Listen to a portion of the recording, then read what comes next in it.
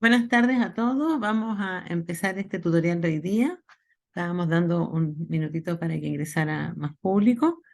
Me presento para los que no me conocen. Soy la doctora Andrea Fiavane, soy la presidenta de la Sociedad Médica. La Sociedad Médica es una sociedad científica sin fines de lucro, cuya función fundamental es la educación médica. Tiene más de 150 años de historia y en estos 150 años esa ha sido su labor fundamental. Y su labor se asienta en 4 pilares.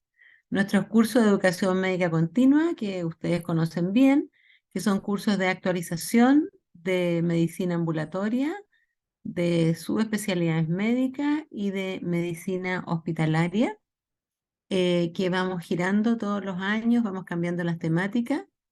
Nuestro congreso, que es una de nuestras actividades principales, pronto ya están abiertas el ingreso de trabajos.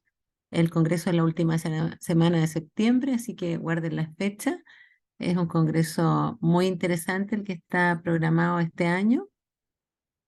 Tenemos nuestra revista médica, que es la revista de habla hispana más antigua que hay en América.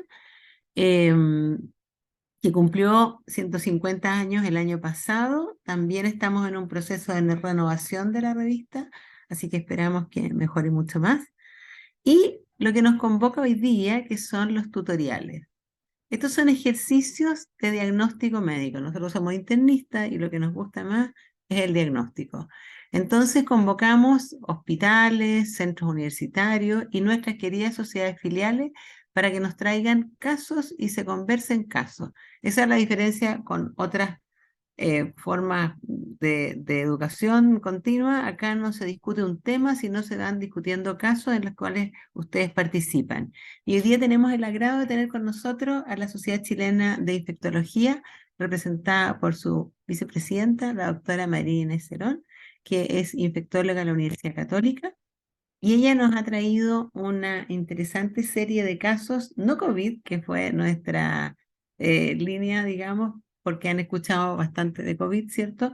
Eh, que va a ser lo que vamos a desarrollar ahora. Así que, doctora Cerón, la presentación es suya. Muchas gracias, doctora Fiavane, por esta invitación. Espero estar a la altura y que los casos que he preparado para ustedes les parezcan interesantes y podamos discutir a raíz de ellos. Entonces, voy a checar esto. He titulado esto, por ponerle un título un poco más lúdico nomás, Casos clínicos infectológicos en tiempos no COVID, jugando un poco con el título de la novela de García Márquez, del amor en los tiempos del cólera. Así que vamos con el primer caso, que tiene por nombre Nada es lo que parece.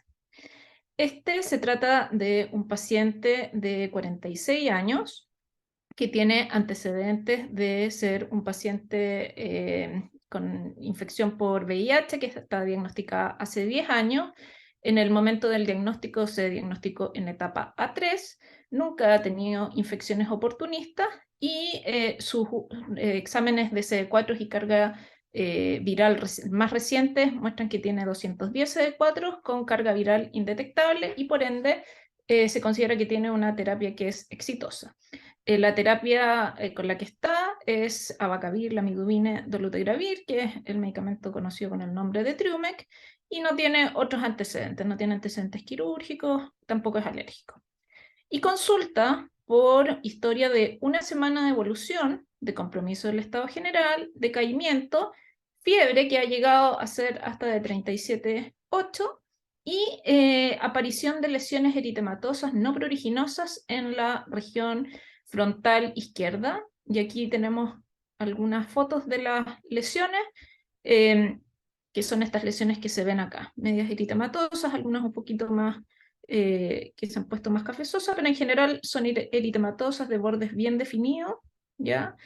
Y él consulta por este cuadro clínico, al examen físico no hay ningún otro hallazgo, ni él relata ningún otro tipo de síntomas. Entonces, con estos pocos antecedentes, esta es una historia de un paciente que consulta en forma ambulatoria en la consulta. Vamos a hacer la primera de las preguntas para ustedes. ¿Cuáles creen que es la etiología de esta lesión? Y acá les van a poner la votación para que ustedes puedan votar desde sus computadores.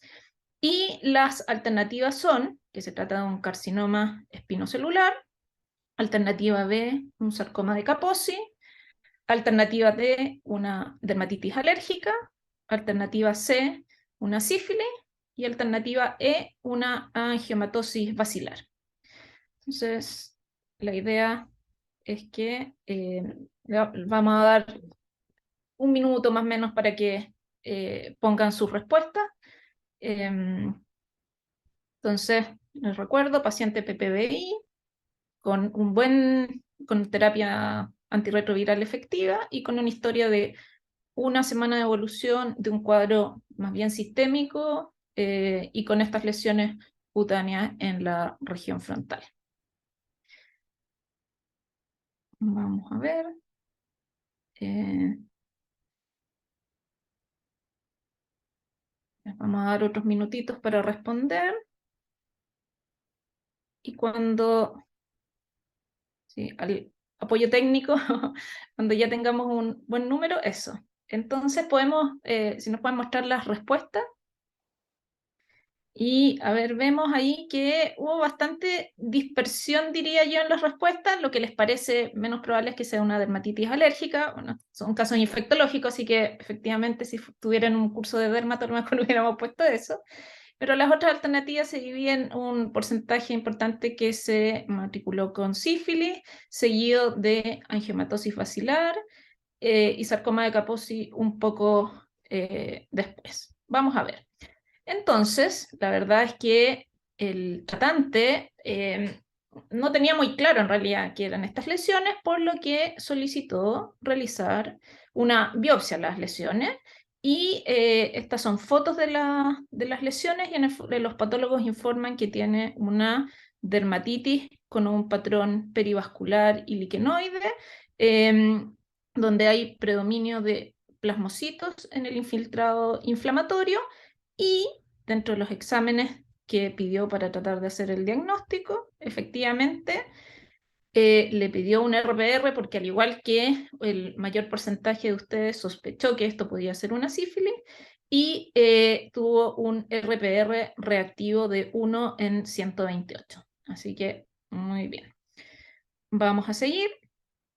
Entonces estamos en el fondo frente a un paciente PPBI que está cursando con lo que debiéramos catalogar como una sífilis secundaria. Y entonces, en este escenario, la segunda pregunta es, ¿cuál sería su conducta terapéutica? Podemos poner las alternativas. Entonces, la alternativa A dice que lo tratarían con doxiciclina, 100 miligramos cada 12 horas por 4 semanas. Alternativa B, penicilina benzatina, 2.4 millones intramuscular por una vez. La alternativa C, penicilina benzatina, 2.4 millones intramuscular por 3 veces y además estudio de líquido cefalorraquídeo. Alternativa D, penicilina benzatina, 2,4 millones intramusculares por 3 dosis, pero sin estudio de líquido cefalorraquídeo. Y la última lo envío al infectólogo para que defina el tratamiento. Así que por favor, pongan sus respuestas. Y si ya estaremos bien en el tiempo, como para mostrar las respuestas. Veamos las respuestas que obtuvimos. Y aquí la gran mayoría, más marcado que en la pregunta anterior, se inclinó por penicilina benzatina, 2.4 millones por 3 dosis y estudio del líquido cefalorraquídeo con un 60%. Y los que le siguen, en el fondo, le darían el mismo tratamiento, pero sin estudiar el líquido cefalorraquídeo. Entonces, vamos a ver qué es lo que se hizo y después vamos a discutir un poquito el tema.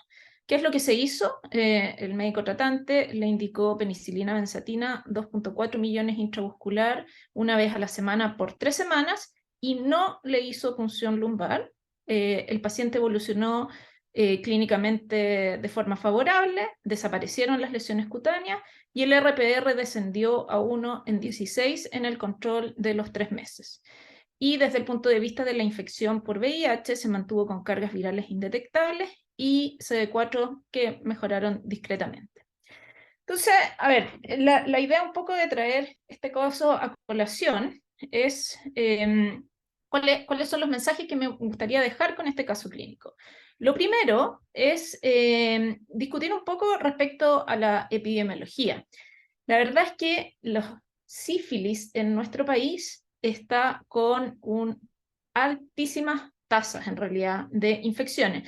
Los datos más actualizados publicados por el MinSal están al año 2021. Se cree que la situación en el año 2022 solo empeoró, pero lo que llama la atención de los últimos datos publicados es que en el año 2021 hubo alrededor de 6.850 casos nuevos, lo cual representa un incremento del 10,5% respecto al año 2020. O sea, en el fondo estamos con unas altísimas tasas de infección por sífilis. Y hay que tener en consideración además que lo más probable es que estos datos estén subrepresentados porque hay bastante subnotificación de sífilis. Y yo creo que ahí cada uno de nosotros puede cuestionarse si cada vez que ha visto una sífilis, en realidad ha hecho la notificación por el EpiVigila, y lo más probable es que muchas sífilis no están siendo notificadas y por lo tanto probablemente en realidad los números son incluso mayores que esto.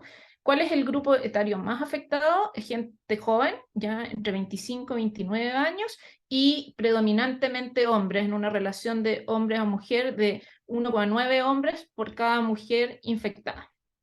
Y el otro dato que desde el punto de vista epidemiológico me parece que es bien relevante de destacar es que hay un alto porcentaje de pacientes en el fondo que tienen coinfección además por VIH. Por lo tanto, en el fondo cumple con las características más bien de este paciente en relación a eso.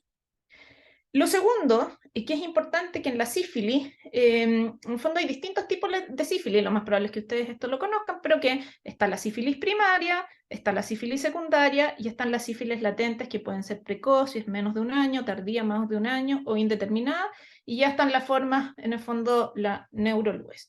La sífilis primaria en general es la que se manifiesta con la presencia de con el chancro sifilítico, que es esta úlcera indolora, habitualmente en zonas genitales o perianales o incluso orales puede salir.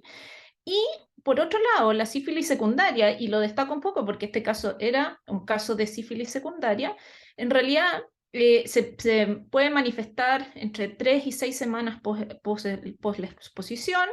Habla o implica que hay una diseminación de la infección y en general los cuadros clínicos pueden presentarse con rash, fiebre, compromiso del estado general, faringitis, úlceras orales, hepatitis, alopecia, artritis, etc.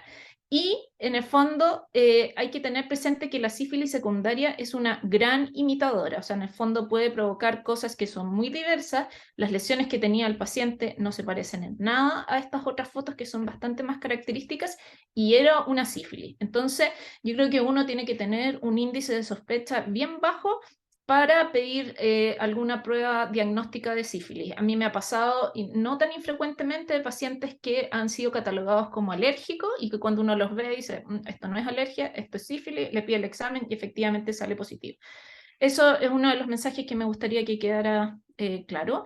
Lo otro importante es tener presente que para el diagnóstico existen pruebas treponémicas y pruebas no treponémicas. Las pruebas no treponémicas, que son BRL o RPR, que es muy importante que siempre sean tituladas, y aquí es importante saber que el ISP obliga a que el BRL siempre se cuantifique, no así el RPR, y eso es importante tenerlo presente porque hay laboratorios que a veces, laboratorios privados me refiero, que hacen RPRs que como no están obligados por el ISP, no los cuantifican, y en el fondo se informa solo como reactivo, y eso no sirve, o sea, en el fondo uno necesita saber el título, ¿ya? La otra cosa importante de las pruebas no treponémicas es que permiten el seguimiento.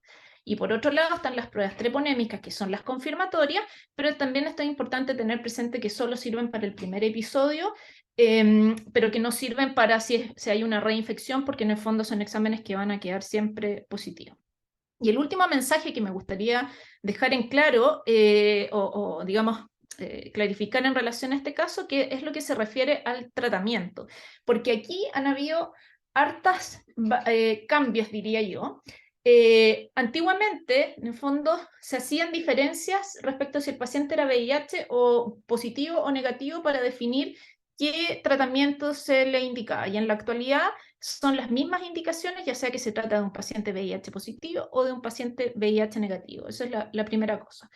Lo segundo es que todas aquellas sífilis precoces, y estos en el fondo son las recomendaciones del CDC de las guías de tratamiento de las enfermedades de transmisión sexual del año 2021, que cualquier sífilis precoz, ya sea primaria, secundaria o latente precoz, la indicación de tratamiento es solo una dosis de penicilina benzatina y que no se ha evidenciado que adicionar más dosis mejore la eficacia en pacientes VIH positivos. Y ahí es importante, este caso yo no les puse la fecha, no les puse de cuándo es este paciente, pero este es un caso más bien un poco más antiguo y es de antes de esta guía, y por ende esa es una de las razones por las cuales recibió 3 dosis, ¿ya? Pero si este paciente hubiera sido diagnosticado posterior al año 2021, en realidad, habiéndole puesto solo una dosis de penicilina benzatina, hubiera estado ok el tratamiento. Y las sífilis latentes tardías, o sea, que tienen más de un año o que son indeterminadas, esas sí deben tratarse con 3 dosis. Y lo otro importante que tiene que ver con el seguimiento, es importante siempre hacer seguimiento tanto a la evaluación clínica y serológica, a los 3, 6, 9, 12 y 24 meses, porque la sífilis, los exámenes se pueden demorar hasta 1 año y medio o 2 años en hacerse negativos. Nuevamente, no hay diferencias en la conducta si el paciente es un paciente VIH positivo o negativo. Y cuándo considerar fallas al tratamiento es si hay persistencia o recurrencia de los síntomas o signos, si hay un aumento sostenido de 2 controles seguidos, separados por 2, o sea, por eso es que se ha sostenido, de los exámenes de 4 veces el título de RPR o BDRL, o que hay una falta de la disminución del título mayor a 4 veces después de 1 año de haberlas tratado, en las precoces o más de 2 años en las tardías. Y en esos casos, en el fondo, cuando uno plantea que hay una falla de tratamiento, es cuando en la actualidad se recomienda realizar estudio de líquido cefalorraquídeo. Este también es otro cambio importante en relación a lo que se hacía anteriormente, porque anteriormente se decía que todo paciente VIH positivo con títulos mayores iguales a 1 en 32, uno debía hacerle estudio de líquido cefalorraquídeo, y eso ha cambiado. En la actualidad ya no es necesario, y por ende a este paciente, si hubiera sido diagnosticado ahora, en realidad no le correspondería que uno le hiciera estudio del líquido cefalorraquídeo. Eso. Vamos al segundo caso. Este caso está denominado Igor Godínez. Aquí nos vamos a cambiar completamente de área. Vamos a hablar sobre una paciente de 56 años, una mujer de 56 años, que tiene antecedentes de un cáncer de tráquea, tratada hace 5 años con trastorno del ánimo, por lo que usa clonazepam, amitriptilina, citalopram. Tiene como antecedentes quirúrgicos una resección membranosa traqueal en relación a su cáncer de tráquea, una histerectomía y una tonsilectomía. Es alérgica a la ciclobenzapina, vive aquí en Santiago con su familia en la comuna de Maipú, es dueña de casa y no refiere historia de viajes. Consulta por 1 semana de compromiso del estado general, decaimiento, fiebre hasta 38 grados, con calofríos y dolor abdominal difuso tipo cólico asociado a constipación. Este cuadro clínico la lleva a consultar 3 veces en el servicio de urgencia en 4 días. ¿Ya? En las primeras 2 atenciones se le hicieron algunos exámenes generales que les voy a mostrar a continuación, y fue derivada a su domicilio con manejo sintomático, con diagnósticos poco específicos, una virosis, sin un diagnóstico muy específico, y ya en su tercera consulta se decide hospitalizar. Al examen físico se describe una paciente en buenas condiciones generales, bien hidratada y perfundida, vigil, orientada en tiempo y espacio, con hemodinamia estable, sin requerimientos de oxígeno, pero sí llama la atención que está febril. Y lo único destacable del examen segmentario es que tiene un abdomen blando, depresivo y indoloro, con los ruidos hidroaéreos conservados, pero está doloroso la palpación difusa, con mayor dolor en la fosa ilíaca izquierda. Dentro de los exámenes realizados, los dos primeros corresponden a la primera y a la segunda atención de la urgencia, y las del 26 de agosto, corresponden a la tercera consulta cuando se decidió hospitalizar. Entonces, en las primeras dos consultas, cuando se vio, o sea, la dieron de alta, dentro de los exámenes generales, en realidad no mostraba alteración de los parámetros inflamatorios, tenía una PCR levemente alterada con un valor de 1. Para este laboratorio el valor normal es menor a 0,5, ¿ya? Sin leucocitosis, al contrario, un poquito de tendencia a una leucopenia, plaquetas normales, nada especial. Y en la segunda, la PCR, o sea, 24 horas después, la PCR había aumentado levemente de 1 a 4, sin leucocitosis, plaquetas normales y un perfil bioquímico normal. Y ya en la tercera hospitalización, cuando en realidad se decidió dejar a la paciente hospitalizada, llamaba la atención que la PCR se había disparado muchísimo. O sea, para un valor normal de 0,5, 34 de PCR es una PCR súper alta, y con un poco de leucocitosis, de predominio de neutrófilo. Y primera VHS que tenemos, que también está un poquito elevada, de 45. Se le tomaron otros exámenes. En la segunda consulta ambulatoria, o sea, en la segunda consulta en la urgencia, se le habían tomado hemocultivos, que a este momento ya llevaban 2 días en incubación y estaban negativos. Se le había pedido una orina completa que mostraba un poco de hematuria, 40 glóbulos rojos con leucocitos de 2, y un urocultivo que estaba negativo. Y se le pidió un panel molecular respiratorio ampliado, que incluye todos los virus respiratorios, COVID, micoplasma, y otros virus, y estaban todos negativos. Y además se le solicitó un escáner de abdomen y pelvis que no mostraba ningún hallazgo relevante, y una radiografía de tórax también normal. Entonces, en este escenario viene la primera pregunta para ustedes, y si podemos poner la pregunta para que puedan ir respondiendo. ¿Cómo continuaría el estudio y el manejo? Tenemos en consideración que está en su 9º día febril. Entonces la alternativa A dice: no sé lo que tiene, pero me preocupa el importante aumento de la PCR, por lo que decido iniciar antibióticos amplio espectro de forma urgente. La alternativa B dice: tomo nuevos hemocultivos e inicio antibióticos de amplio espectro sin claridad de foco. La C dice: dado el dolor abdominal, planteo sepsis de foco abdominal e inicio tratamiento antibiótico para cubrir este foco. Ejemplo, ceftriaxona, metronidazol. D, planteo diagnóstico de fiebre de origen desconocido y amplío el estudio en esa línea sin indicar inicio de antibióticos. Y la E, siempre el as bajo la manga, interconsulta al infectólogo. Entonces, vayan respondiendo.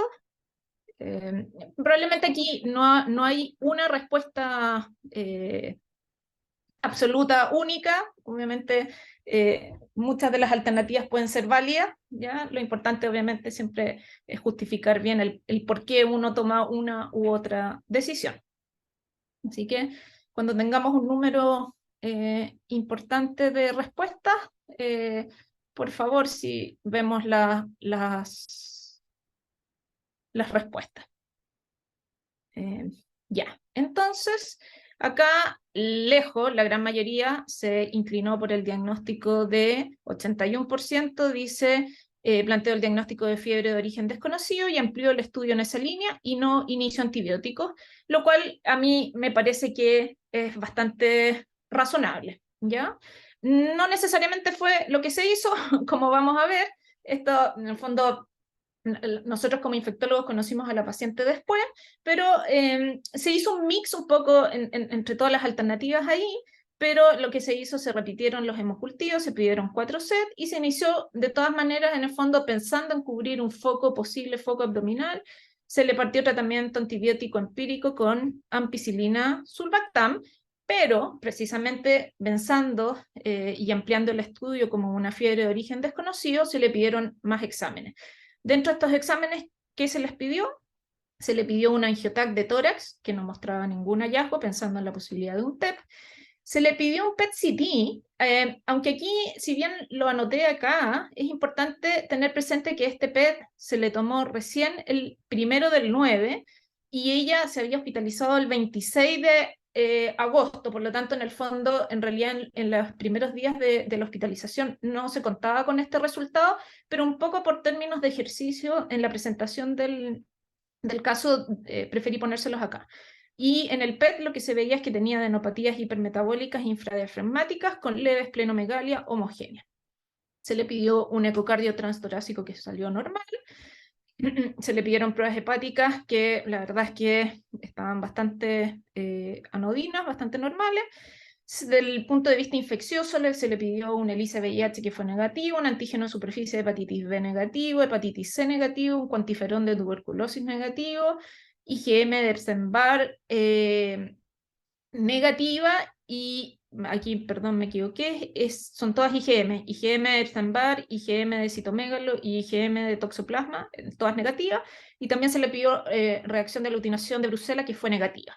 Y en la esfera reumatológica se le pidió una ferritina, complemento, anti-DNA, factor reumatoideo, que en realidad nada significativo, y los antinucleares mostraron un patrón de 1 en 80, con un patrón moteado y anticardiolipinas negativas. Y esta es la foto del PET, donde en el fondo se ve que hay una discreta esplenomegalia en esta foto, y tenía unas poquitas adenopatías. Entonces, ¿cómo evoluciona la paciente? La paciente persiste febril, pese a 5 días de tratamiento antibiótico empírico con ampicilina sulbactam, o sea que el antibiótico no está haciendo ningún efecto. Y pese al amplio estudio, la paciente sigue sin diagnóstico y sigue febril. Entonces, aquí se recurrió al viejo truco de reinterrogar a la paciente buscando otros antecedentes epidemiológicos. ¿Y qué antecedente importante resultó? Resulta que la paciente era dueña de 2 gatitos menores de 1 año con los que juega, son como sus hijos, ¿ya? Incluso uno de ellos tiene nombre y se llama Igor Godínez. Y Igor Godínez la había rajuñado una semana previa al inicio de la fiebre, y ella no había querido contar esta historia porque como Igor Godínez es su hijo regalón, no quería que nadie pensara mal de Igor Godínez y ocultó lo del rajuño. Entonces, con este vital antecedente que surgió varios días después de la evolución, lo que se le hizo fue solicitarle una serología de Bartonella con titulación de Bartonella Genselae, que fue súper positiva con un título de 1 en 1024.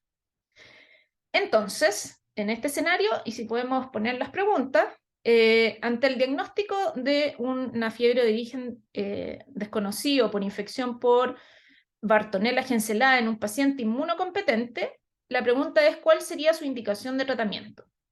La alternativa A, no requiere tratamiento antimicrobiano, pues al ser inmunocompetente es un cuadro autolimitado. La alternativa B, acitromicina 500 miligramos al día vía oral por una vez, y luego 250 miligramos al día por 4 días. La alternativa C, acitromicina 500 miligramos al día vía oral por una vez, luego 250 miligramos vía oral, y durante todo el periodo que esté con acitromicina, adicionar rifampicina 300 cada 12 por 10 a 14 días de ambos antibióticos. Alternativa D, doxiciclina 100 miligramos cada 12 horas más rifampicina 300 cada 12 por 4 a 6 semanas. Y la alternativa E, acitromicina y rifampicina por 4 a 6 semanas. Elijan sus opciones. Y cuando ya estemos con un buen número de votaciones, vamos a ver las respuestas. Aquí son un poco largas las alternativas y medias enredosas porque varían un poquito las dosis, los días, así que podemos darles un poquito más de tiempo para que respondan.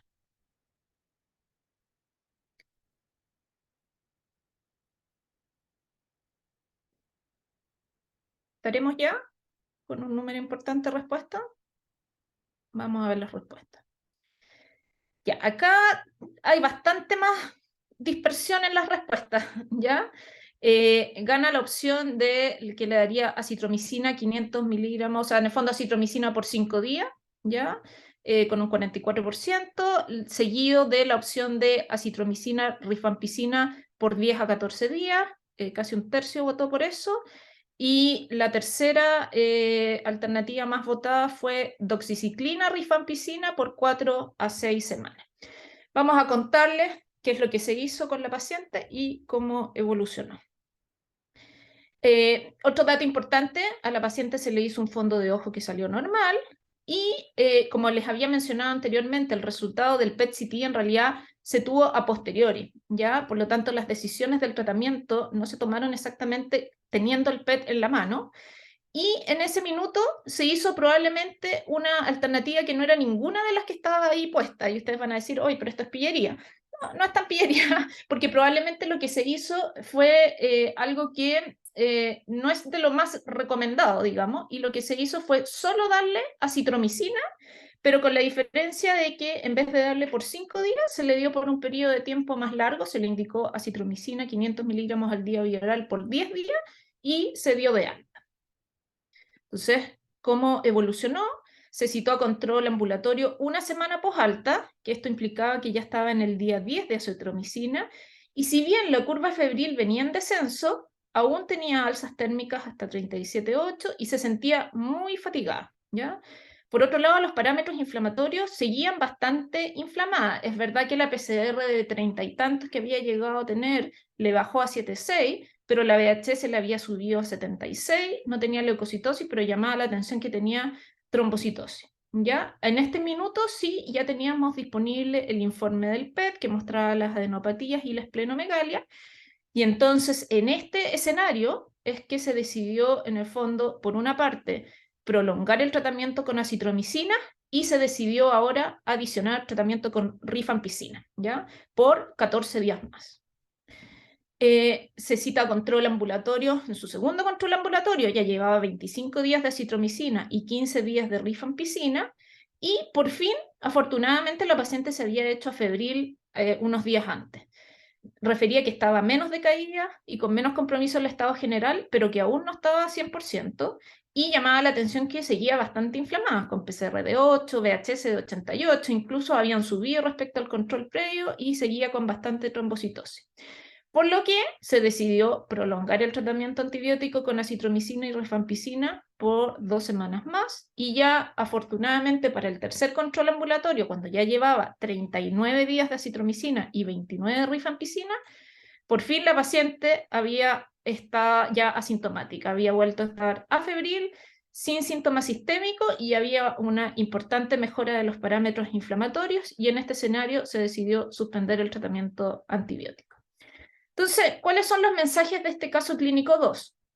Uno, va un poco en relación al diagnóstico diferencial de la fiebre de origen desconocido, que obviamente es de esos diagnósticos que a todos nosotros como internistas en el fondo es como un diagnóstico gozador. O sea, si hay algo donde uno puede gozar haciendo diagnóstico diferencial es en este cuadro clínico, pero en el fondo, y aquí yo enlisté las principales causas que explican una fiebre de origen desconocido. Hay causas infecciosas, las que están en negrito son las que en el fondo se consideran que son causas más frecuentes, pero pueden haber neoplasia, enfermedades inflamatorias sistémicas, miscelánea, medicamentos, o sea, la lista es eterna. Y entonces aquí el primer mensaje, una de las cosas bien importantes, es la importancia de la historia de la anamnesis que sea muy detallada y en lo que se refiere a las exposiciones infecciosas de riesgo. Y es súper importante siempre preguntar por viajes, mascotas, alimentos y historias también de inmunosupresión, porque probablemente en el caso de esta paciente, si hubiera habido una pregunta dirigida a saber si tenía mascotas y qué tipo de mascotas, a lo mejor el diagnóstico pudiera haber sido más precoz, pero como se envió esa pregunta,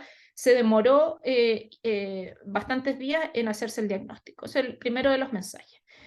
El segundo de los mensajes es que las manifestaciones clínicas de las infecciones por Bartonella Genselae o enfermedad por rasguño de gato, la verdad es que son bien, o sea, hay muchas alternativas de manifestaciones distintas. La primera gran diferencia que uno tiene que hacer es ver si estamos hablando de pacientes que son inmunocompetentes o si son pacientes que son inmunosuprimidos.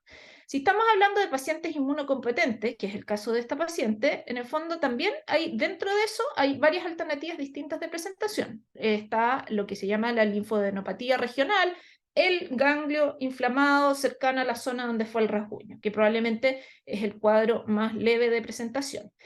También está la manifestación cutánea en el sitio de inoculación de la infección y que solo sea eso lo que uno ve. Pero también hay cuadros más sistémicos y hay un compromiso visceral, que puede haber compromiso hepato y o esplénico, que ella en el fondo tenía un poquito porque tenía esta esplenomegalia. También se puede manifestar como fiebre de origen desconocido, ¿ya? Y nuestra paciente probablemente era un mix entre estas dos cosas. Y la última de las alternativas es que se puede manifestar con manifestaciones oculares, ¿ya? Y no es tan infrecuente ver neuroretinitis, papilitis, neuritis óptica u otro. De todos, probablemente la neuroretinitis es lo que más a uno le toca ver. Y por otro lado, si estamos hablando de pacientes que son inmunosuprimidos, en el fondo las vías de presentación, las manifestaciones son distintas. En el fondo en el inmunosuprimido es cuando vemos la angiomatosis basilar, que implica que puede haber compromiso cutáneo de linfadenopatías, compromiso óseo, osteomielitis, etc. Existe la peliosis basilar, hepatis y esplenis, ¿ya? También puede haber compromiso del sistema nervioso central, abscesos, meningitis, etc., fiebre sin focos o bacteremia. Entonces, el popurrí de manifestaciones es bien distinto y es importante tenerlo claro. ¿Por qué? Porque el tratamiento varía según la forma de presentación. Y entonces, un poco respondiendo a la pregunta de cómo debería haberse tratado esta paciente, nuestra paciente en el fondo estaba en esta línea, en el compromiso visceral por, por compromiso esplénico y fiebre de origen desconocido, que básicamente estos dos se tratan igual, y en el fondo a ella desde un comienzo le debería haber correspondido acitromicina y rifampicina por 10 a 14 días, que fue lo que se hizo, pero se hizo más tardíamente. O sea, en el minuto en que decidimos dejarle solo acitromicina, en el fondo fue claro que la acitromicina sola no se la pudo. Ahora, hay limitaciones muchas veces para el uso y probablemente también fue otra de las cosas que influyó en que en esta paciente originalmente no se le hubiera dejado rifampicina, y es que lamentablemente en nuestro país no es fácil adquirir rifampicina. En el sistema privado, o sea, ¿por qué? Porque la rifampicina está circunscrita solo para el tratamiento de pacientes con tuberculosis. Entonces, comprar en el sistema privado no es tan fácil porque en el fondo se tiene que importar muchas veces rifampicina desde otros países y eso es un proceso lento, es caro, no es tan fácil, no es como que yo voy a la farmacia y voy a comprar rifampicina. Y en el sistema público también hay problemas porque muchas veces el hospital público tiene rifampicina, pero como la tiene solo para el programa de tuberculosis y muchas veces el programa dice, no, es que no le puedo pasar para tratar otra cosa. Entonces, eso genera un poco de dificultades en el tratamiento de la bartonelosis, ¿ya? Eso. Vamos al tercer caso. Este caso está denominado pan de cada día en el intensivo. Se trata de un paciente hombre de 33 años que tiene antecedentes de un asma mal controlada y obeso mórbido y que usa solo inhaladores para el asma. Y está hospitalizado actualmente por una neumonía grave por rinovirus, con una crisis asmática severa y una insuficiencia respiratoria aguda catastrófica que requiere de ventilación mecánica con evolución tórpida, por lo que finalmente debe ser trasladado a otro centro por requerimiento de ECMO. Está conectado a ECMO por 5 días, manejo inicial en UCI, muy invadido, ventilación mecánica, bueno, el ECMO que se desconectó, después catéter venoso central, línea arterial, sonda urinaria. O sea, por eso decía que esto es pan de cada día, esto es lo que se ve siempre en las UCI. El paciente afortunadamente evoluciona favorablemente, se logra desconectar del ECMO al 5.º día y se extuba al 6.º día. En el día 10 de hospitalización presenta fiebre, hasta 38, un pic febril aislado, sin deterioro clínico, sin compromiso hemodinámico ni respiratorio. Lo único que llama la atención es que tiene un poco de diarrea y una discreta elevación de parámetros inflamatorios. Al examen físico, la verdad es que está todo ok. A nivel pulmonar todavía mantiene un poquito de signología obstructiva, pero poca cosa. Y en realidad la única cosa que es un poco más llamativa es que en una extremidad tiene empastamiento de la pantorrilla izquierda y de los invasivos en ese minuto tiene el pic en el antebrazo derecho, que está en día 5, y una línea radial izquierda que está en día 11. Como les decía, la elevación de parámetros inflamatorios fue bien mínima, en el fondo la PCR de 1,37 le subió a 2,3, sin leucocitosis, plaquetas normales y una procalcitonina un poquito alta, tampoco tan alta. Esta era la radiografía de tórax, que era bastante anodina. Entonces, en este escenario, y vamos a las preguntas para que puedan votar. La pregunta es cómo continuarían el manejo y el estudio. Alternativa A, lo observaría sin mayor estudio ni tratamiento, considerando que fue un pic febril aislado, sin mayor repercusión clínica ni de laboratorio. Alternativa B, solicitaría PCR de Clostridium difficile, dado que los únicos síntomas han sido diarrea y fiebre. Alternativa C, solicitaría hemocultivos periféricos, 2 set, orina completa, urocultivo, PCR de Clostridioides difficile, sin inicio de antimicrobianas a la espera del resultado de los exámenes en curso. Alternativa D, solicitaría hemocultivos, 2 set, uno tomado por vía central por arrastre del PIC y uno periférico, más orina completa y urocultivo, más la PCR del clostridioide, sin inicio antimicrobiano a la espera del resultado de los exámenes en curso. Y la última es que solicitaría hemocultivos 3 set, en el fondo cultivaría un arrastre del catéter central, un arrastre de la línea arterial, más el hemoperiférico, un examen de orina completa y urocultivo, PCR de clostridioides, y sin iniciar antibióticos mientras está el resultado de los exámenes. Entonces, en el fondo, las alternativas, las preguntas van como escalando desde no hacer nada, porque fue un pic febril aislado, a ir pidiendo exámenes progresivamente, cada vez más exámenes. Voten por favor, y cuando ya tengamos un número suficiente de respuestas, pasamos a las respuestas.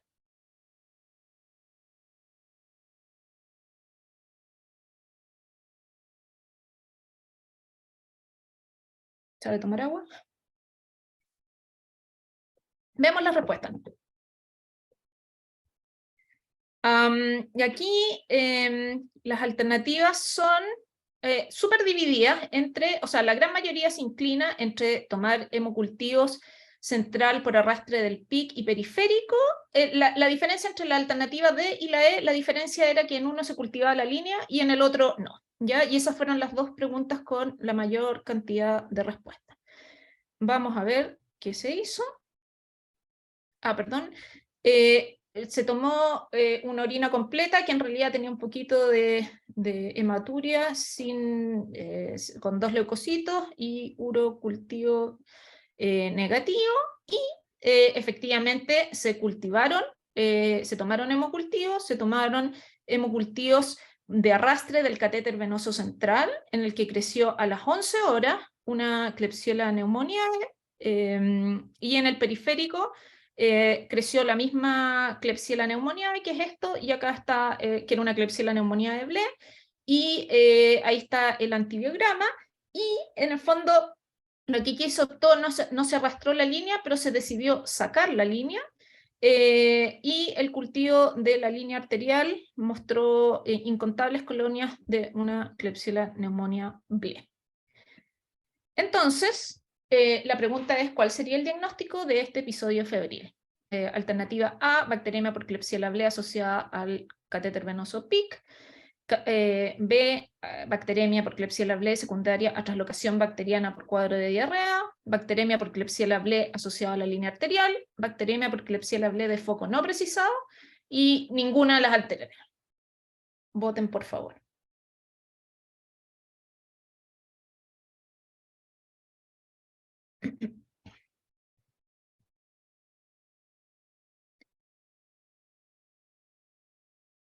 Si ya tenemos un número adecuado de respuestas, vamos a ver las respuestas.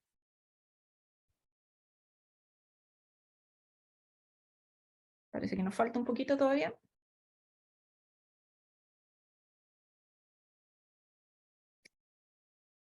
Ahí están, y tenemos que un 38% se inclina por el diagnóstico de bacteriemia de Klebsiella Blé asociada a la línea arterial, un 25%, que es la segunda alternativa, una bacteriemia por Klebsiella Blé de un foco no precisado, y la tercera, más respondida, fue que era una bacteriemia por Klebsiella Blé secundaria a una traslocación bacteriana por el cuadro diarreico.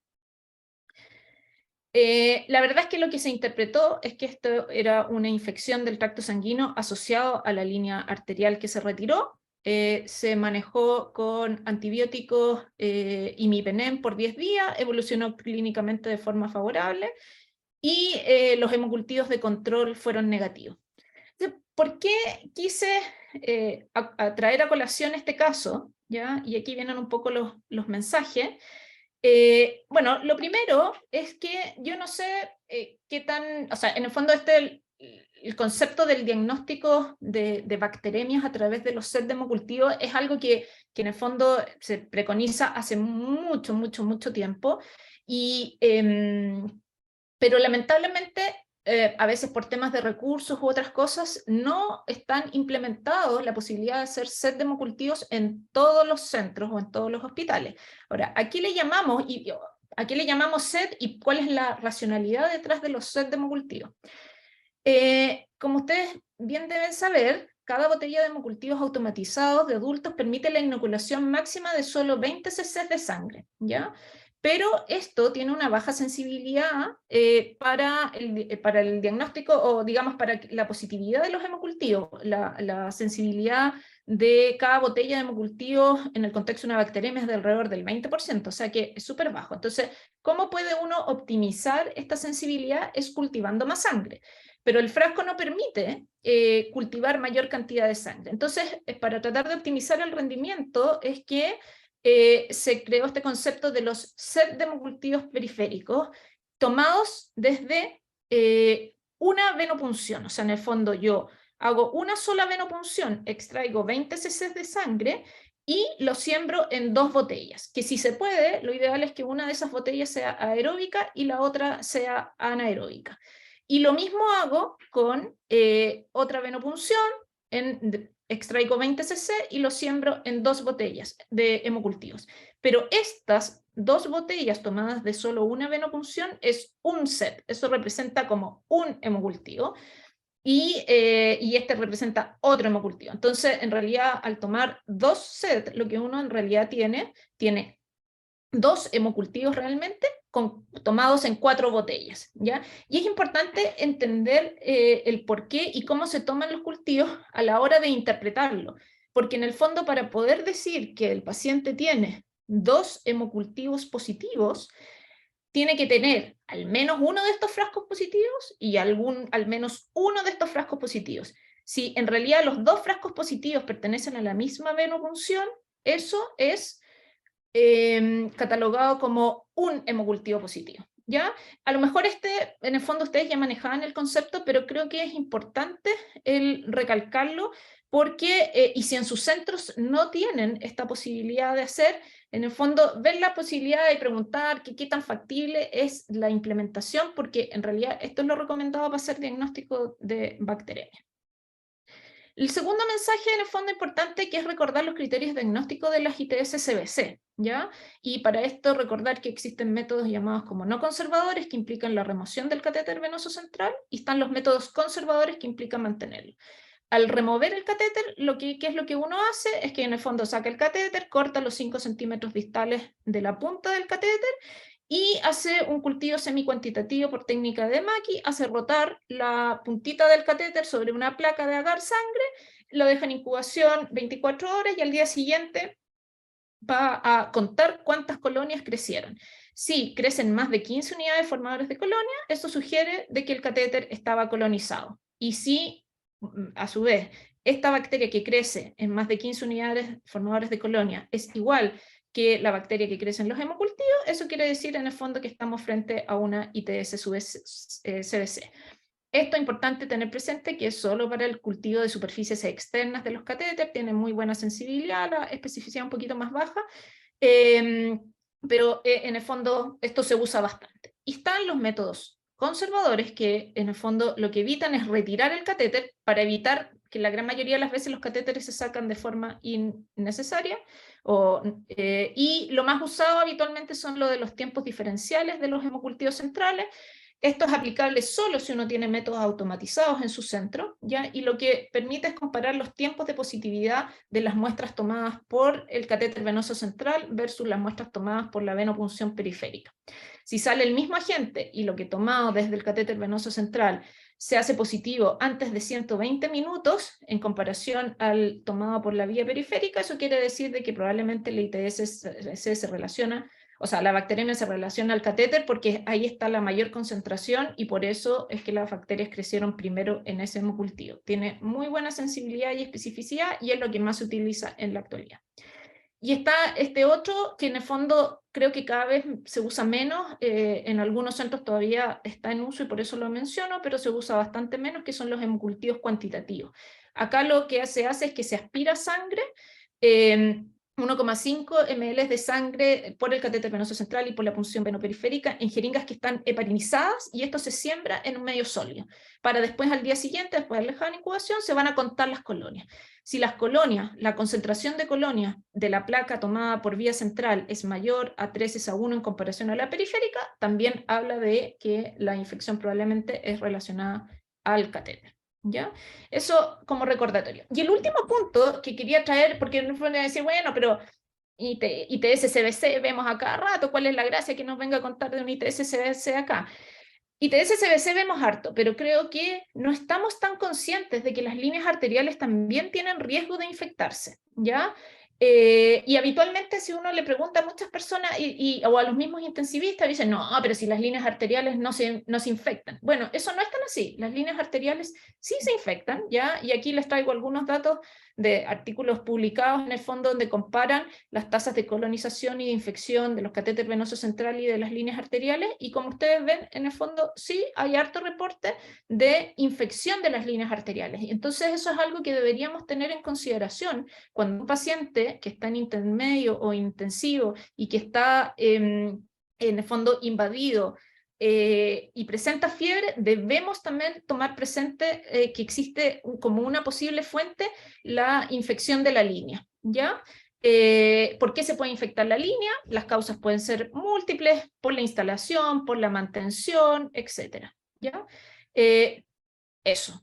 Y por eso me pareció interesante, porque creo que no tenemos tan incorporado en el disco duro de que las líneas arteriales también tienen riesgo de infección y que también debemos considerarlas a la hora de estudiarlas. Lo que sí es importante es que los criterios diagnósticos no están tan claros así como de las ITS-CBC, y probablemente uno extrapola un poco el criterio diagnóstico de la ITS-CBC a la línea arterial. Yo creo que ahí hay trabajo por hacer, pero en el fondo es importante considerarlo como una posible fuente de fiebre en los pacientes invadidos. Y finalmente, no sé cómo estamos de tiempo, si alcanzo a presentar este último caso. Sí, doctora, preséntelo nomás, no hay problema. Ya, súper. Sí. Ya, y este último caso solo tiene una fotito, no le puse nombre, pero ya van a ver por qué. Este se trata de una mujer de 43 años que tiene antecedentes de un cáncer de mama diagnosticado en mayo del año 2021, que se trató con quimioterapia entre junio y octubre, además una mastectomía izquierda con vaciamiento ganglionar izquierdo y radioterapia. Vive en Rancagua, es arquitecto, vive con su marido y con 5 hijos y no refiere viajes. Y ella consulta porque desde noviembre del año 2021, o sea, en el fondo un poco después de haber terminado sus quimioterapias, refiere que está presentando episodios intermitentes de fiebre autolimitada. Refiere que tiene horas de fiebre, la fiebre dura 1 o 2 horas y se le pasa sola. Y entre estos periodos de fiebre presenta periodos libres de fiebre de unos 7 a 10 días. Y nota que desde febrero, después de que se le hizo una mantención al catéter, presenta en el fondo aumentado la intensidad y la frecuencia de la fiebre, y allí en febrero, efectivamente después de haber hecho la mantención del catéter reservorio, no sé si ustedes saben que los catéteres reservorios cada cierto tiempo hay que hacerle una mantención que implica heparinizarlo, y después de ese episodio tuvo un cuadro que fue más intenso, hizo fiebre hasta 39, calofríos autolimitados, no cuenta otros síntomas, no tiene síntomas respiratorios. Es manejada inicialmente por su oncólogo tratante, quien describe que no tiene alteraciones al examen físico, y dentro de los exámenes de laboratorio, en realidad llama la atención que tiene una VHS de 63 y una PCR que también está alta, que tiene una PCR de 11, tiene PCR de COVID negativa, orina completa no inflamatoria, urocultivo negativo. Y su oncólogo además le pide un escáner de tórax, ¿ya? Que el escáner describe que el radiólogo, que tiene condensaciones pseudonodulares bilaterales de predominio subpleural, de probable etiología inflamatoria infecciosa, la de mayor tamaño mide 16 milímetros y algunas tienen vidrio con, halo con vidrio esmerilado. Ahí en la flecha le estoy apuntando algunas, ahí hay algunas otras de las lesiones que se ven. Entonces viene la pregunta para ustedes. ¿Cuál es su sospecha diagnóstica y cómo procedería? ¿Sí? Entonces, la alternativa 1, impresiona un cuadro de neumonía atípica y haría una prueba terapéutica con un curso empírico de antibióticos para cubrir un foco pulmonar. Alternativa B, impresiona un cuadro de neumonía atípica, pero como es una paciente oncológica, intentaría un estudio etiológico no invasivo y no iniciaría tratamiento antibiótico empírico. La alternativa C, impresiona un cuadro de neumonía por agente oportunista, por ejemplo, una infección fúngica invasora, por lo que sería muy proactivo en el estudio etiológico y solicitaría un fibrobronco y lavado bronquial velar.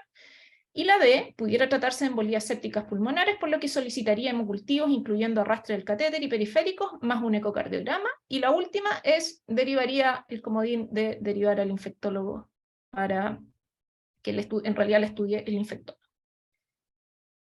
Entonces, por favor, elijan sus opciones.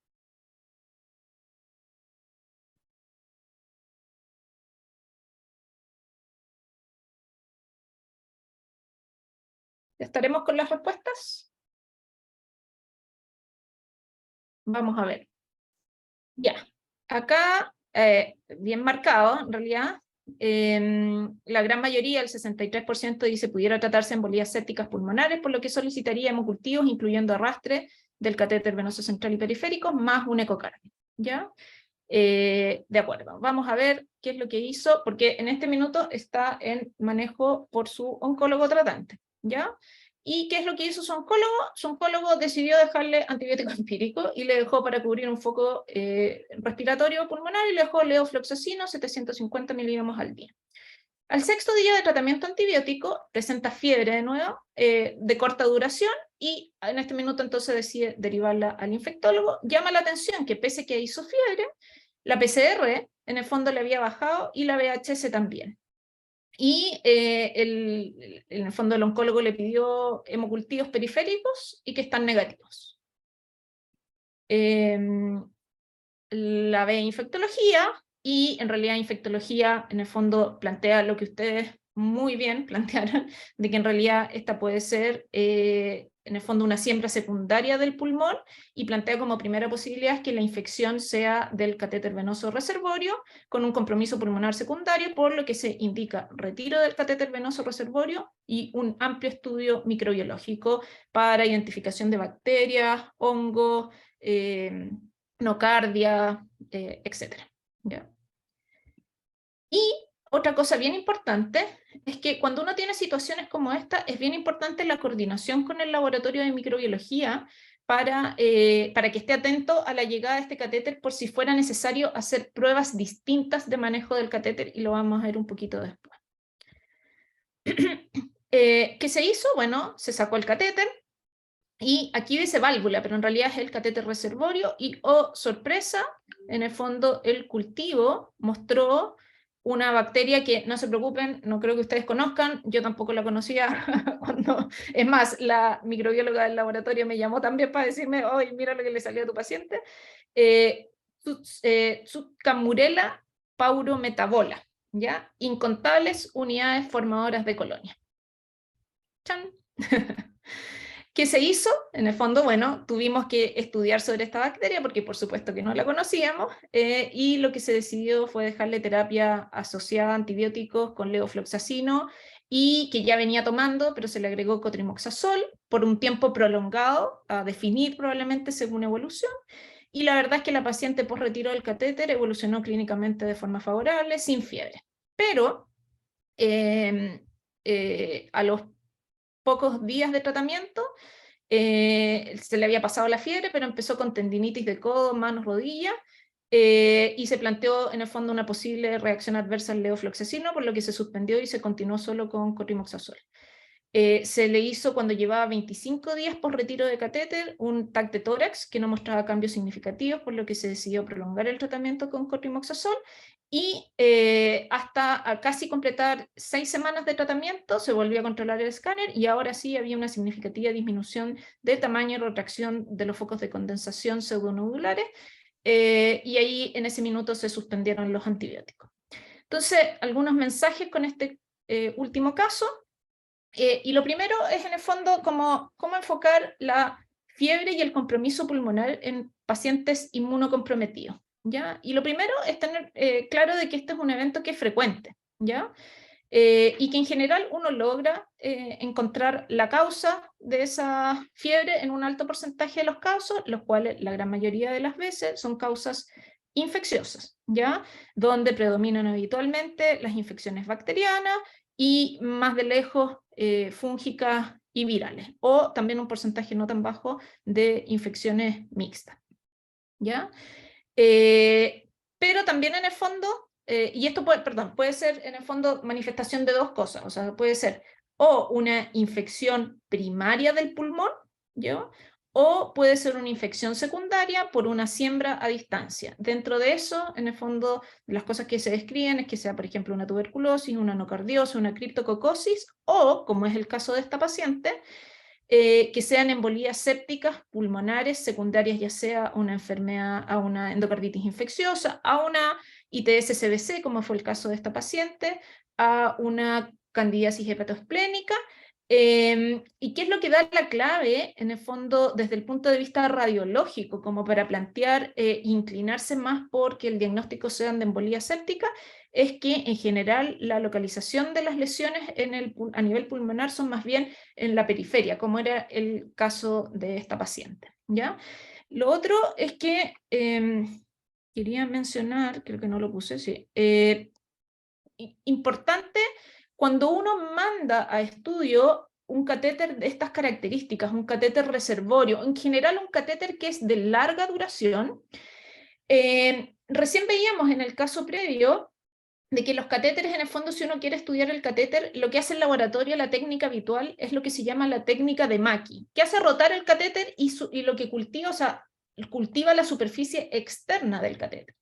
Pero los catéteres de larga duración, habitualmente, la infección es más bien intravascular, o sea, en el fondo es por la superficie interna del catéter, ya sea porque hay una siembra secundaria del catéter, o porque hubo problemas con la manipulación en las conexiones, y la cosa es que lo que se contaminó fue de forma interna. Entonces, ¿por qué les decía que es tan importante coordinarse con el laboratorio de avisar, en el fondo, que uno va a mandar un catéter de estas características para solicitarle al laboratorio que haga estudios especiales? Y en el caso en particular de esta paciente, en que nos coordinamos bien con el laboratorio, de hecho en el laboratorio lo que se hizo fue, obviamente con técnica estéril y todo, pero se abrió el catéter y se cultivó la parte interna. Probablemente si lo hubiéramos mandado sin ningún anuncio especial y no le hubieran hecho nada fuera como de lo habitual, no se hubiera logrado aislar la bacteria y la paciente hubiera quedado sin diagnóstico, ¿ya? Eso creo que es importante mencionarlo. Y lo último, no espero que ustedes sepan, y la verdad es que esto es como el dato freak, porque probablemente muchas infecciones por esta bacteria tampoco es que les vaya a tocar ver, pero en infectología siempre salen agentes raros y es importante conocerlo. ¿Qué es esta bacteria? Es un bacilo gram positivo oportunista que es cercano a la familia de los Corynebacterium. Debe su nombre al japonés que la descubrió, que era de este apellido Tsukamurela, ¿ya? Su hábitat habitual es el agua, el suelo, el lodo, ¿ya? Y puede ser un contaminante, pero también está descrito como agente muy infrecuente de infecciones del tracto sanguíneo asociado al desarrollo de embolías sépticas, o sea, embolías pulmonares en pacientes inmunosuprimidos, o sea, como el caso de esta paciente, ¿ya? Y aquí una cosa importante, ustedes son internistas y más bien ven pacientes adultos, pero ojo, por ejemplo, una cosa que está descrito es en los niños oncológicos, porque los niños no están quietos, entonces las conexiones de las bajadas de los niños cuando están hospitalizados son bajadas que son súper largas, porque les permiten, digamos, con el atril, que los niños jueguen, que se muevan, y no es tan infrecuente que todas las bajadas de los sueros a veces toquen el suelo, y está descrito que esa pudiera ser una vía de contaminación de las catéteres y podría ser una puerta de entrada para este tipo de bacterias, ¿ya? No existe estudio de susceptibilidad a antibióticos que esté estandarizada, pero sí sería susceptible a levofloxacino, cotrimoxazol, aminoglicosio, carbapenémico, macrolio, etc. Y un poco en función de esa literatura fue que se decidió el tratamiento antibiótico en ella.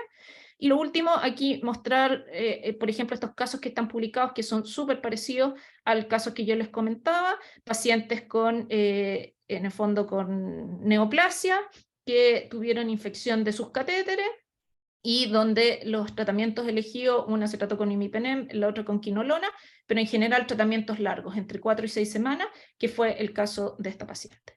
Y con esto termino. Muchas gracias. Así que voy a dejar de compartir.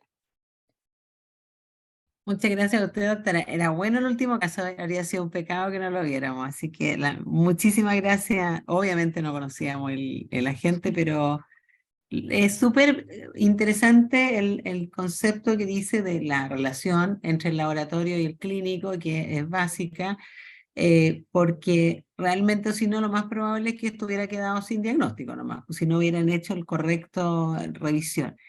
Acá le hicieron una pregunta respecto a este mismo paciente. em, em, Dice si hubiera habido endocarditis en las cavidades derechas. ¿Hay alguna consideración al retiro de catéter pensando en que puede haber vegetaciones también que pueden ser embólicas? Efectivamente, o sea, en el fondo las endocarditis de cavidades derechas que se relacionan a la presencia de catéteres, habitualmente uno debe retirar el catéter, porque muchas veces el foco de la endocarditis suele ser la punta del catéter que está metida ahí en la aurícula, así que sí, efectivamente la recomendación es sacar los catéteres. Ahí es bien claro y demostrado, pero muchas veces los catéteres tienen imágenes que uno no sabe mucho si son fibrina, o un poco de coágulo, o cuando el enfermo está con fiebre o con elementos de infección es cuando sufre, porque si no, trata de dejarlo en otro territorio, pero ese es uno de los líos que uno tiene de repente con los pacientes, sobre todo estos pacientes frágiles, que, como bien decía, cuando mostró el otro enfermo, sacar y sacar catéteres tampoco es una solución porque uno tiene que sacar y poner otro. Entonces, Así es, finalmente, no es mucho lo que gana. así es. No sé si tenemos más preguntas. Mientras nos hacen más preguntas, bueno, doctora, súper agradecerle porque los casos eran todos muy diferentes y muy desafiantes. En el primer caso usted nos dijo el infectólogo, no sé si era el infectólogo o era el tratante, el que vio al primer enfermo, no pensó en sífilis, ¿sí? Mostró los clásicos de sífilis. ¿Cuándo uno piensa en los no clásicos de sífilis? Porque es verdad, la sífilis secundaria es la que a uno le preocupa, la sífilis primaria es fácil y la terciaria, dentro de todo, también es relativamente fácil. En la secundaria usted nos dio varios síntomas, pero en la piel, por ejemplo, queda un temón ahí. Las Yo lesiones creo que que este enfermo tenía eran bien anodinas, o sea, eso era cierto, ¿no? absolutamente anodina. Efectivamente, yo creo que en realidad, dado que los test diagnósticos son económicos, son fáciles de hacer, no son nada rebuscados, yo creo que frente a lesiones cutáneas que uno no sabe lo que es, o sea, hay que pedir un BRL o un RPR. O sea, en el fondo, no es un examen sofisticado como para cuestionárselo. Yo creo que, y las probabilidades de que en el fondo, gracias a esa conducta súper activa, logre hacer el diagnóstico, es mucho, o sea, al final el balance del riesgo versus el beneficio sale sin duda ganando el beneficio, y frente a lesiones cutáneas raras o que uno no tiene claro lo que es mejor pedir estudio de sífilis. Ahí en relación a ese caso, quería hacer un comentario, porque mientras preparaba ayer la presentación, revisé cuáles eran las últimas normas chilenas de manejo de sífilis que están, y ahí es importante tener presente que la última normativa que está subida, que es la del Ministerio, es del año 2016. Y efectivamente, en la última normativa, si uno lo revisa, hablan de todo lo que cambió en el 2021, o sea, en el fondo hablan de parasífilis secundaria 3 dosis, estudio de líquido cefalorraquídeo. Entonces, tiene hartos cambios, por lo tanto, yo no consideraría en la actualidad la guía que está, que yo espero que actualicen, pero me parece que está bien desactualizada esa guía en particular. Perfecto, súper. Para la Bartonella, que también es un tema, doctora, así como ella le pregunto yo también. La Bartonella, uno lee y la linfadenopatía, pero usted que tiene obviamente más historia de Bartonella, ha visto más Bartonella que probablemente muchos de nosotros porque se los mandan en la última acápite, mándeselo al infectólogo. ¿Qué es lo que más ve? Uf, yo diría Con, que vemos de todo. O sea, tengo varios casos de neuroretinitis por Bartonella. ya. Eh, Tenemos pacientes VIH positivos con angiomatosis basilar, con compromiso. De hecho, en los pacientes con VIH es interesante porque hay veces que pacientes, sobre todo que están con VIH muy avanzados en etapa SIDA, en que coexisten el Kaposi y la angiomatosis basilar. Y a veces no es tan fácil el poder diferenciar, pero nos ha tocado ver efectivamente compromiso óseo por angiomatosis basilar, y que a veces se confunde, esto será Kaposi o no, compromiso hepatoesplénico, o sea, adenopatía y fiebres de origen prolongado. O sea, yo creo que de todas las manifestaciones nos toca ver, no podría decir que hay un patrón que se repite más que otro. Ok, perfecto. Sí. Bartonella dice eco transtorácico o algo más. ¿Basta con un transtorácico o necesita un transesofágico? Yo creo que eso, al igual que en todas las endocarditis, va a depender del nivel de sospecha. O sea, en general, endocarditis por Bartonella, si bien está descrito, es súper raro, súper raro. O sea, que si en el fondo uno hace un diagnóstico de Bartonella y en un paciente que no tiene alteraciones de las válvulas, y que la sospecha que, aun cuando tengo una bartonelosis, la sospecha de que tengo una endocarditis por Bartonella es baja, creo que uno debería quedarse tranquilo con un ecocardio transesofágico. Si tiene alguna sospecha mayor de que en realidad esa Bartonella efectivamente, debería pedir un transesofágico. Yo creo que se da al revés. Yo creo que se da más bien cuando uno está pensando en la Bartonella, o sea, en el fondo cuando hace el diagnóstico de la Bartonella, es poco probable que tenga una endocarditis. Yo creo que se va más al revés, en el paciente que llega con un cuadro clínico compatible con endocarditis, donde no hay agente identificado, y la Bartonella es uno de los posibles diagnósticos. Pero sí, como que si ya tiene una diagnosticada la bartonelosis, las endocarditis son rarísimas. Es raro, sí, por eso me llamó la atención también. La Nico Claremont, qué gusto saber de ella. Le pregunta, hace dos preguntas sobre acceso, o sea, por retiro del acceso primero, yo supongo que un CBC, en el fondo el tiempo antes de instalar el otro, Ya entendí, cuánto sí. tiempo con antibióticos, eso es lo que yo creo que nos pregunta. Después una pregunta sobre Sí, la vía arterial, pero el otro primero es venoso, ¿sí? sí, yo creo que, a veces en caso de bacteremia se puede instalar un CBC inmediatamente, hay que esperar algún tiempo antibiótico al hacerlo. A ver, yo creo que la pregunta es depende de qué tipo de catéter es el que uno va a instalar, porque si en el fondo estamos hablando de un catéter transitorio, un paciente que está en la UCI, que en realidad no tiene otro acceso vascular, habitualmente uno retira el catéter y pone el otro.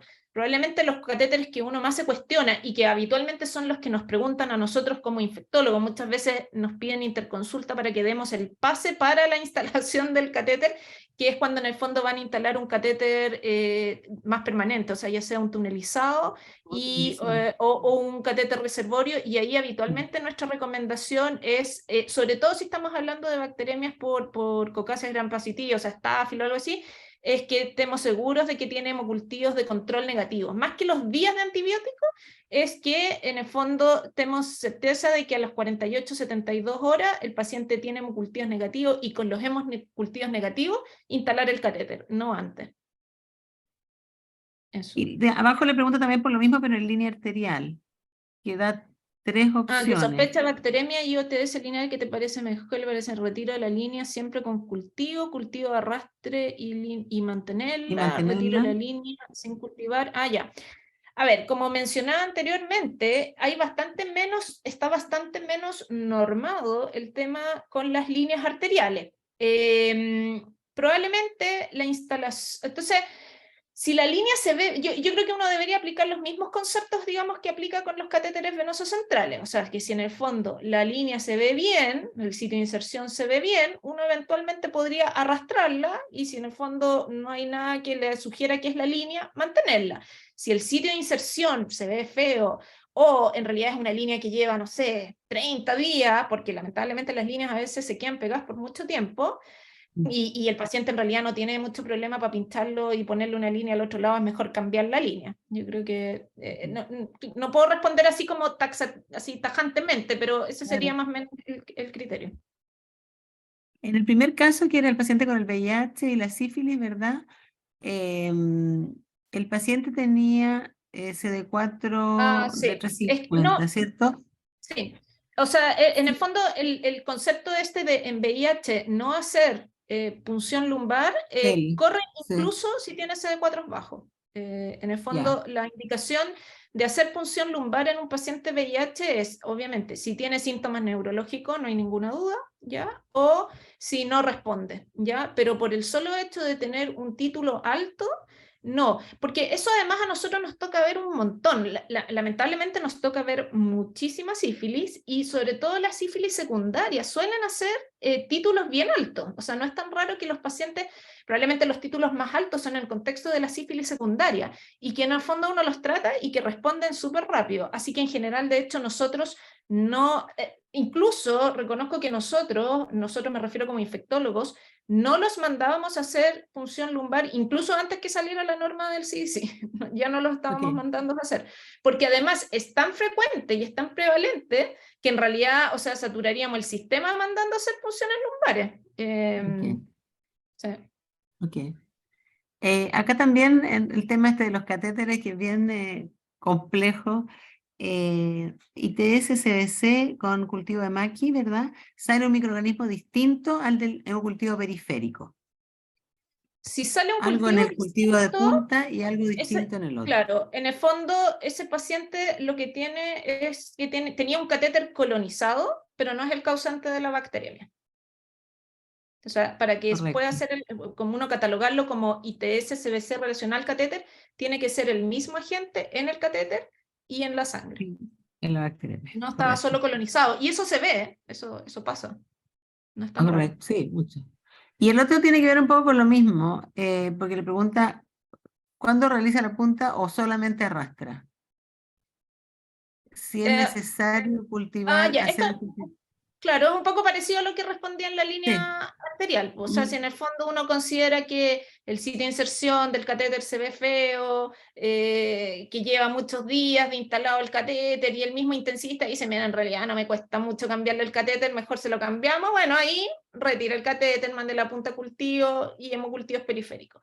Pero si el paciente tiene problemas de acceso, el sitio de inserción se ve bien, uno podría arrastrarlo y cambiarlo solo si efectivamente, en el fondo, saliera que es el catéter el causante. En el fondo el cultivo de arrastre a uno le da harta seguridad. Yo creo que ese es como un concepto, ¿cierto? No, Mm. más bien uno Sí, mira la necesidad de acuerdo al enfermo. así Parece que es. no tenemos ahí más preguntas, doctora, y estamos medio avanzaditos en la hora. Algo, hizo muchos casos, pero algo que nos quiera dejar, dejó a cada uno muy ordenadita, muy docente, la doctora, muy profesora. Así que le agradecemos un montón, aprendimos mucho. Vimos un germen muy extraño que nadie de nosotros va a poder resucitar nunca, pero sí se va a acordar uno que hay que avisar que puede ser el reservorio. La enferma, para variar, igual que la señora del gatito, daba la historia, lo que pasa es que uno no se la pregunta mucho, porque la señora decía que cuando le manipulaban el catéter le daba el escalofrío y la cosa, entonces a la fiebre, entonces era medio soplado también, ¿no? Eso, Así es. diga. Y efectivamente, ese antecedente pasa harto. O sea, en el fondo pasa con los pacientes en diálisis, ¿no? Si es que me conectan y empieza la diálisis y empiezo con calofrío, ya. Este es el catéter. O sea, la historia efectivamente, la anamnesis yo creo que siempre va a ser muy importante. Sí, así es. Correcto, sí, yo creo que nos da mucho de los datos. Así que yo creo, bueno, la doctora nos paseó por mucha patología infectológica diferente y desafiante. Además, la felicito, doctora, porque hizo un enorme esfuerzo en sus títulos, que era muy entretenido, para amenizar los casos. Así que le agradecemos mucho, por supuesto, a la doctora, también a la SOCHINF y a todos los participantes, y los invitamos para el próximo mes. Muchas gracias, doctora. Que muy bien. Chao. Ya, ya.